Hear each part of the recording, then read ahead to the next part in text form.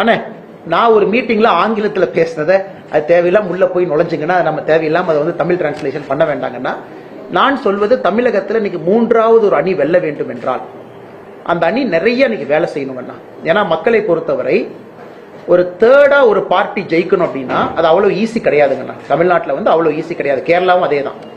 அப்ப நிறைய cross voting நடக்கும். ஏன்னா அந்தந்த கட்சிகள் அவங்கள ப்ரொடெக்ட் பண்ண பார்ப்பாங்க, அவங்க இடத்த விட்டு கொடுக்க வேண்டாம்னு நினைப்பாங்க. நம்பர் 2 இருந்தாலும் பரவாயில்ல, அந்த இடத்துக்கு இன்னொருத்தர் வரக்கூடாதுன்னு நினைப்பாங்க. அதெல்லாம் ஜனநாயகத்தை சகஜம் தான். இதுல வந்து நம்ம சீன்றக்கோ பொய் சொல்றக்கோ ஒண்ணு இல்லைங்கண்ணா.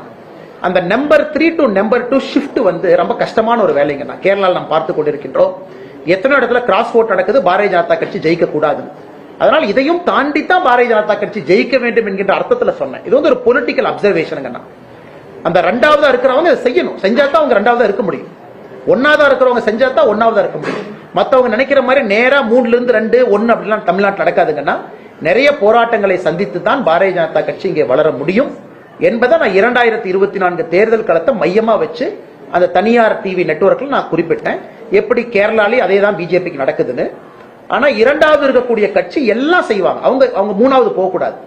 அது அந்த கட்சி செய்ய வேண்டிய வேலை, அவங்களுடைய கடமை, அவங்களுடைய கர்மா அவங்க பண்ணிட்டுங்கன்னா, எங்களுடைய கர்மா நேரா ஜெயிக்கணும்னா இன்னும் பல வித்தைகளை, பல வேலைகளை, பல சண்டைகளை தாண்டித்தான் மேல வரணுங்க.